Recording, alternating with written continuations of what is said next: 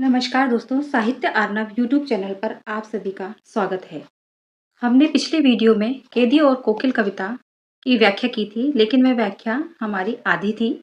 आगे की व्याख्या के लिए हम फिर से इस वीडियो में तैयार हैं। जो लोग चैनल से जुड़े हैं वो उसको सब्सक्राइब करें, बेल आइकॉन को प्रेस करें और कमेंट करके ज़रूर बताएं कि आपको ये वीडियो कैसा लगा। चलिए हम आगे जो हमने कविता जहाँ पर छोड़ी थी उससे आगे की कविता का हम अध्ययन करते हैं। तो कैदी और कोकिला कविता जो है वह माखनलाल चतुर्वेदी की प्रसिद्ध कविता है और जेल में बंद एक स्वतंत्रता सेनानी की पीड़ा कोयल के माध्यम से देश की पराधीनता के दर्द को उन्होंने व्यक्त किया है कि किस प्रकार का व्यवहार जेल के अंदर स्वतंत्रता सेनानियों के साथ में ब्रिटिश सरकार के समय में किया जाता था। लेकिन कितनी भी पीड़ा क्यों ना हो, कितनी भी यातना क्यों ना दी जाए, कभी भी स्वतंत्रता सेनानियों का देश प्रेम डिगा नहीं है। वह इतनी यातनाओं के बाद भी अपने देश पर मर मिटने के लिए, देश पर बलिदान देने के लिए तैयार रहते थे। दीवारों के उस पार या कि इस पार दे रही गूंजें, हृदय टटोलो तो त्याग शुक्लता, तुझ काली को आर्य भारती पूजे, कोकिल बोलो तो। जो कोयल की आवाज आ रही है, उस कोयल की आवाज को सुनकर कभी थोड़ा सा संशय में है, भ्रम में पड़ गया है कि वे अपने आप से पूछते हैं कि यह आवाज जेल की ऊंची दीवारों के बाहर से कोयल की आ रही है या फिर मेरे अंदर जो हृदय है उसके भीतर की गूंज है। मेरे हृदय के अंदर से तो कहीं आवाज नहीं आ रही है। क्यों? क्योंकि जो देश प्रेमी है उनके अंदर हृदय में भी प्रेम, देश प्रेम की ज्वाला जो है वह सुलगती रहती थी। तो कहीं ये हृदय की आवाज तो नहीं है। यहाँ कभी बाहरी स्वतंत्रता और आंतरिक पीड़ा के बीच में द्वंद्व को स्पष्ट करते हुए कह रहे हैं कि कभी कोयल से कहते हैं कि जरा अपने हृदय की गहराई में झांक कर तो देखो टटोलो, यानी अपने हृदय की गहराई में झांक कर तो देखो, यद्यपि तुम्हारा रंग काला है। त्याग शुक्लता, शुक्लता शुक्ल बोला जाता है, जो उजाली रातें होती हैं उसको शुक्ल बोला जाता है, यानी कि हम इसको कह सकते हैं सफेद रंग या गोरा। तो लेकिन कोयल कैसी है? काली काली है। तो कवि कह रहे हैं कि यद्यपि तुम्हारा रंग काला है, तुमने उज्जवलता का त्याग कर दिया है, फिर भी संपूर्ण भारतवर्ष, आर्य भारती, संपूर्ण भारतवर्ष जो है वह तुम्हारी मधुर आवाज और तुम्हारी उपस्थिति का सम्मान करता है। कोयल तुम काली हो, लेकिन इसके बाद भी तुम्हारी आवाज से तुम्हारा सम्मान संपूर्ण देश जो है वह करता है। यहाँ पर जो काला रंग है वह सादगी का, सादगी का, त्याग का प्रतीक है और जो सादगी और त्याग है उसको भारतीय जनता जो है वह पूजा करती है, इसलिए कोयल का सम्मान लोग करते हैं। तुझे मिली हरियाली डाली, मुझे नसीब कोठरी काली, तेरा नभ भर में संचार, मेरा 10 फुट का संसार, तेरे गीत कहावे वाह, रोना भी है मुझे गुनाह, देख विषमता तेरी मेरी, बजा रही तिस पर रणभेरी। यहाँ पर कवि ने अपनी और कोयल की विषमता, मतलब कितना अंतर उन दोनों की स्वतंत्रता में है, उसका यहाँ पर वर्णन कवि ने किया है। कवि कोयल से कहते हैं कि तुम्हें बैठने के लिए तो हरी भरी डालियां मिलती हैं। क्यों? क्योंकि कोयल जो है वो स्वतंत्र प्रकृति में विचरण करती है। मुझे नसीब कोठरी काली, लेकिन मेरे नसीब में मेरी नियति यह है कि मुझे इस काली कोठरी में रहना पड़ता है। क्यों? क्योंकि मैं एक स्वतंत्रता सेनानी हूँ और जो अपने देश को स्वतंत्र कराने के लिए ब्रिटिश शासन से विद्रोह कर रहा है, इस कारण से उसे काली कोठरी मिलती है, यानी मेरे नसीब में काली कोठरी है। तेरा नभ भर में संचार, तू पूरे आकाश में स्वतंत्र रूप से विचरण करती है। मेरा 10 फुट का संसार, और मेरा जो संसार है वो 10 फुट की मेरी जो काली कोठरी है, मैं उसी में रहता हूँ। आगे कभी कहता है तेरे गीत कहावे बा, जब तुम गीत गाती हो तो लोग प्रशंसा करते हैं। रोना भी है मुझे गुनाह, जेल में मुझे जब इतना प्रताड़ित किया जाता है और अगर मैं अपना दुख व्यक्त करता हूँ तो अब वह भी अपराध माना जाता है, यानी कि मेरी आहें भी मेरे लिए गुनाह हो जाती हैं। देख विषमता तेरी मेरी, इस पर कवि कहता है कि कोयल, तुम्हारे और मेरे जीवन में देखो कितना बड़ा अंतर है। इसके बावजूद तुम अपनी कूक के माध्यम से बजा रही तिस पर रणभेरी, तुम अपनी कूक के माध्यम से युद्ध का बिगुल क्यों बजा रही हो? ऐसा लग रहा है कि तुम विद्रोह के लिए अधिक प्रेरित कर रही हो। तुम्हारी आवाज, चूंकि रात के सन्नाटे में तुम्हारी आवाज आ रही है, तो ऐसा लगता है कि जैसे तुम हम सबको जागृत कर रही हो, देश प्रेम के लिए प्रेरित कर रही हो, बलिदान के लिए जागृत कर रही हो। इस हुंकृति पर अपनी कृति से और कहो क्या कर दूं? यहाँ पर कवि कोयल की कूक के आह्वान के रूप में सुनता है और वह कोयल से पूछता है कि तुम्हारी इस पुकार पर, तुम्हारी जो आवाज आ रही है, उस पुकार पर अपनी लेखनी कृति यानी अपनी रचनाओं के माध्यम से, अपनी लेखनी के माध्यम से मैं क्या विशेष कर सकता हूँ? मैं ऐसा क्या करूं जो देश को समर्पित हो जाए? कोकिल बोलो तो, ये कोयल, तुम मुझे ये बात तो बताओ कि मैं ऐसा क्या करूं जिससे कि मेरी ये लेखनी सार्थक हो जाए, मेरी रचनाएं सार्थक हो जाए। मोहन के व्रत पर प्राणों का आसव किसमें भर दूं? कोकिल बोलो तो। अब यहाँ मोहन से तात्पर्य यहाँ पर मोहनदास करमचंद गांधी यानी महात्मा गांधी से है।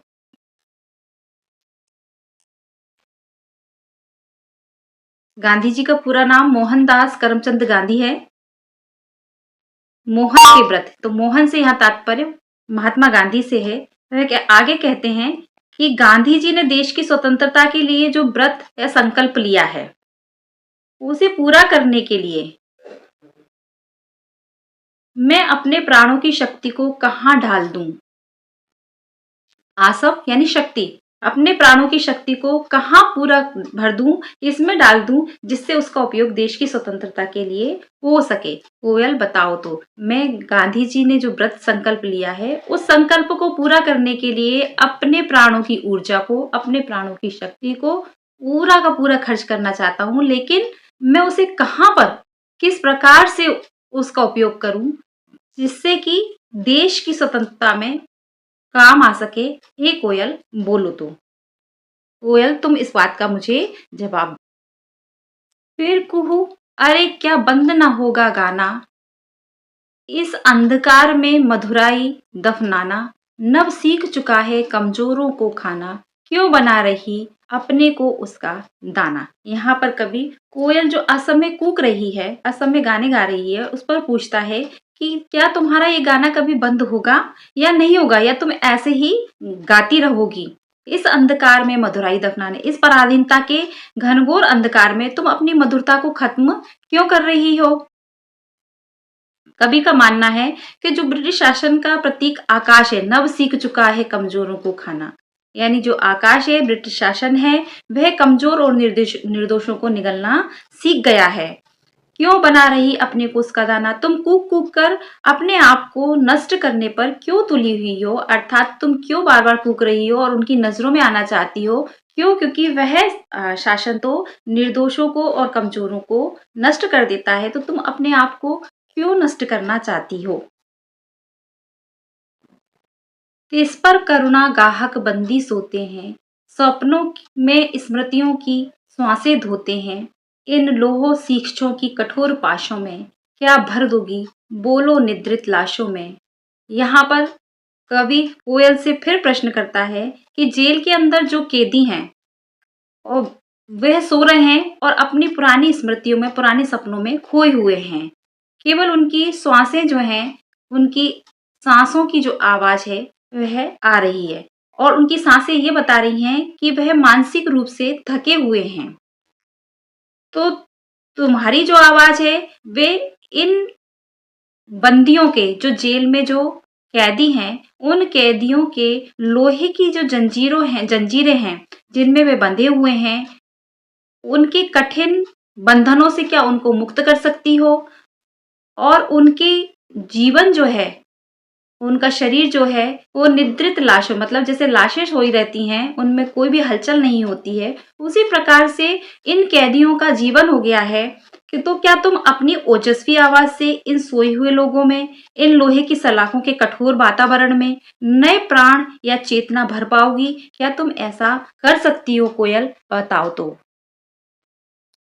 घुस जाएगा, क्या घुस जाएगा रुदन तुम्हारा निश्वासों के द्वारा? कोकिल बोलो तो।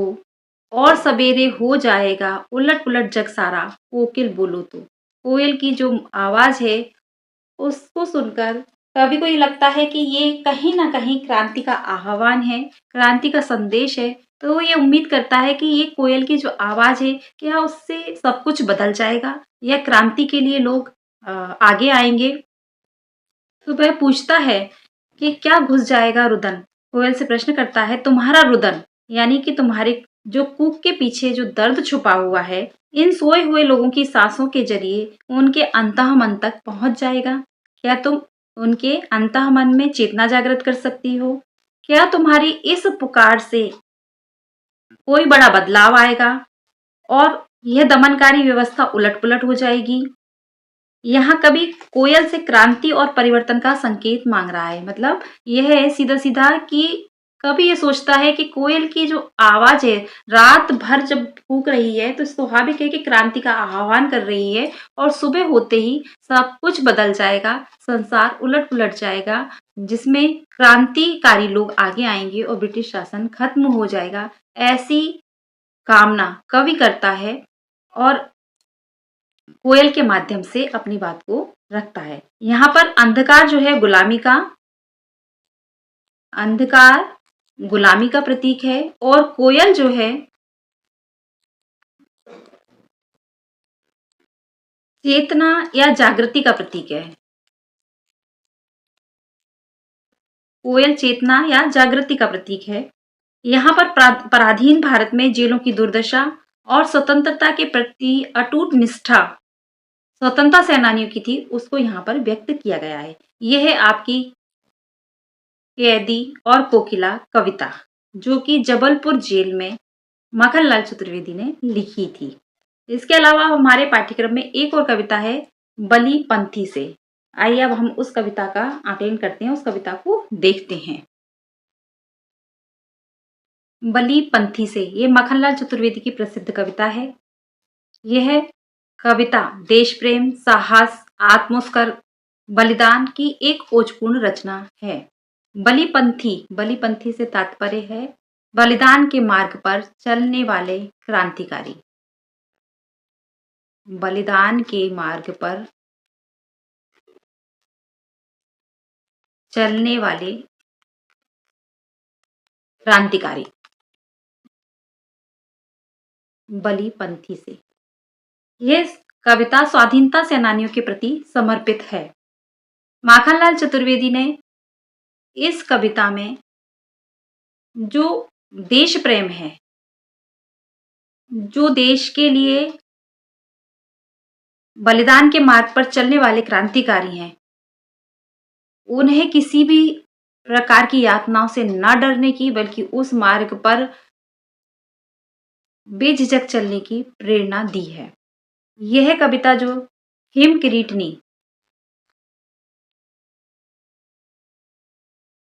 किरीटनी काव्य संग्रह में संग्रहित है ये कविता।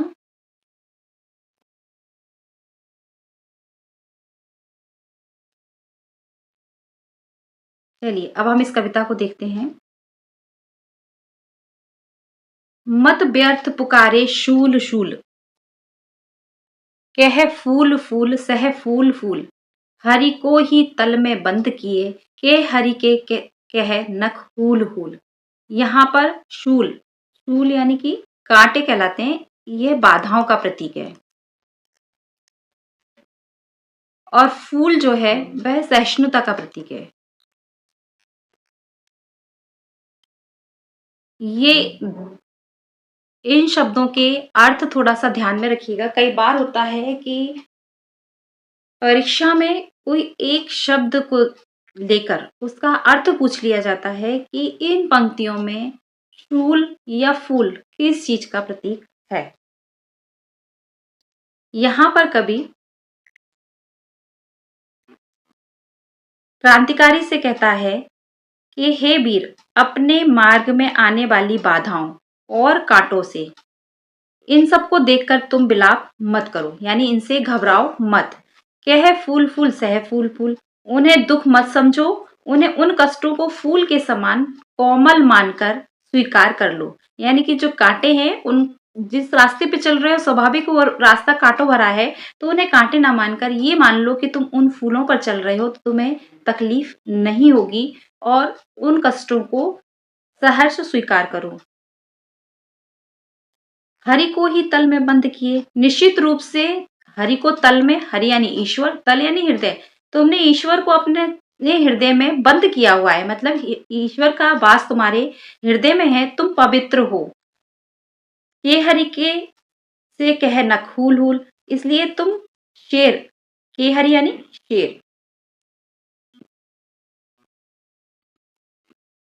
शेर के पंजों और उसके तीखे नाखूनों के प्रहार को सहने का साहस रखो। अर्थात बड़ी से बड़ी हिंसक शक्ति भी तुम्हारा हौसला नहीं तोड़ सकती है। तुम जितनी भी बाधाएं हैं, तुम उनको पार कर जाओगे और कठिन परिस्थितियों में भी अडिग रहोगे। ऐसी प्रेरणा कवि उनको देता है। कागों का सुन कर्तव्य राग, कोकिल काकली को भूल भूल, सुरपुर ठुकरा आराध्य कहे, तो चल रौरव के कूल कूल।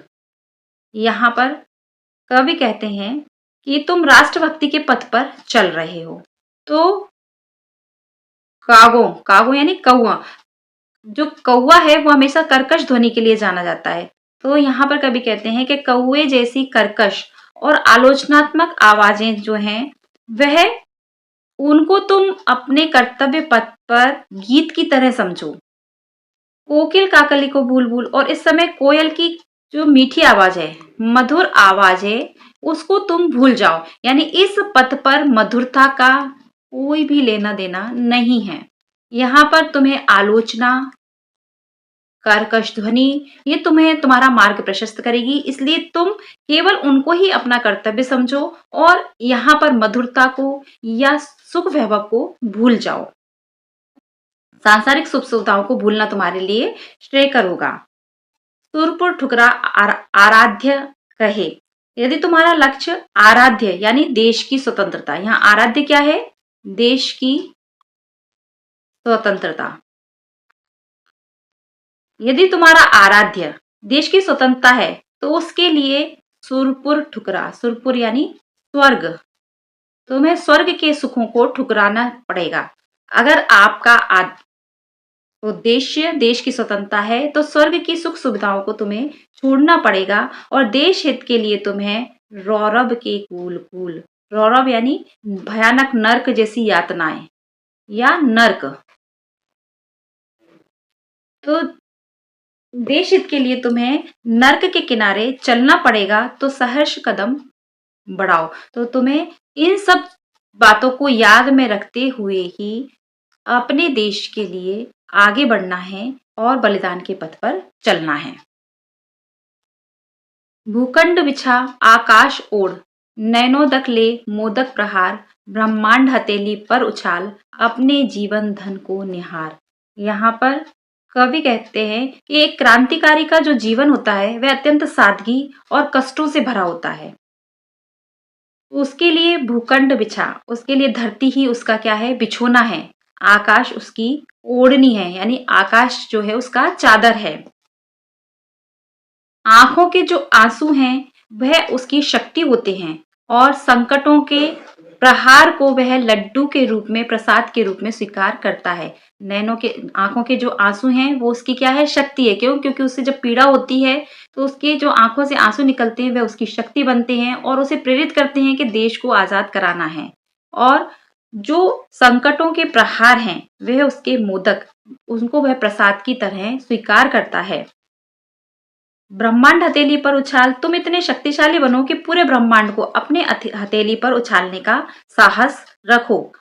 अपने जीवन धन को निहार और अंत में अपने इस बलिदानी जीवन को देखकर गर्व करो, क्योंकि यही तुम्हारा असली जीवन धन है। क्योंकि तुम्हारे जीवन का उद्देश्य यही है कि तुमको देश को स्वतंत्र कराना है, इसलिए अपने जीवन के इस धन पर तुम गर्व करो। यह है आपकी बलिपंथी से कविता, जो माखनलाल चतुर्वेदी ने स्वाधीनता सेनानियों को समर्पित की है और उन्हें कठिन परिस्थितियों में भी अडग रहने की प्रेरणा दी है। यहाँ पर यदि हम रस देखें तो पूरी पंक्तियों में वीर रस है। शैली उनकी अगर आएगी तो ओजपूर्ण शैली आएगी।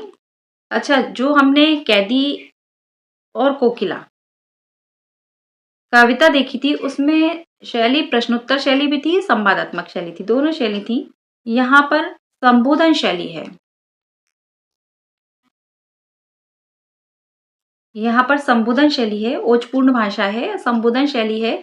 यहाँ पर जो वीर सेनानी है उनको संबोधित किया जा रहा है। और हमने ऊपर अभी देखा कि शूल बाधाओं का और फूल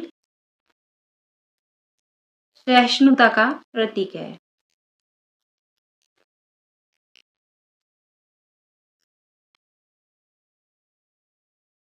इस प्रकार यह कविता पाठक के भीतर राष्ट्र के प्रति सर्वस्व त्याग करने की भावना को जागृत करती है। ये हमारा माखनलाल चतुर्वेदी की कैदी कोकिला कविता, बलिपंथी से कविता, ये आपकी कंप्लीट हो गई है। अगले वीडियो में हम फिर किसी कवि को या 9th यूनिट में से ही किसी चैप्टर को लेकर आएंगे। आपको यह वीडियो कैसा लगा कमेंट करके जरूर बताइएगा। इसके अलावा ऐसा कोई टॉपिक है जिस पर आपको कंटेंट नहीं मिल रहा है तो कमेंट में कर दीजिएगा। निश्चित रूप से उसका कंटेंट पहले अवेलेबल करा दिया जाएगा, पहले उपलब्ध करा दिया जाएगा। 9th और 10th यूनिट में क्योंकि पूरा का पूरा साहित्य मध्य प्रदेश का है, लोकल साहित्य है, लोक साहित्य है, तो वहाँ पर जो भी लोक साहित्य के कवि हैं हम केवल उन्हीं को पढ़ेंगे। दूसरा, जब हम 9th यूनिट में सिलेबस देखते हैं तो सबसे पहले 9th यूनिट में लिखा है मध्य प्रदेश हिंदी साहित्य साहित्यकार। हिंदी साहित्य साहित्यकार में आपको केवल हिंदी के साहित्यकार ही देखने हैं। जिन लोगों का रिटर्न निकल चुका है, जो इंटरव्यू की तैयारी कर रहे हैं, उनके लिए इसमें से एक प्रश्न बनता है, मध्य प्रदेश के प्रमुख साहित्यकारों के नाम बताइए।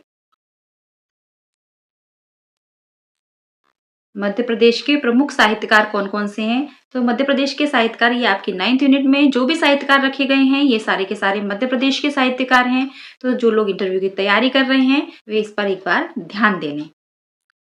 तब तक के लिए आप स्वस्थ रहिए, मस्त रहिए और अपनी तैयारी में लगे रहिए। धन्यवाद।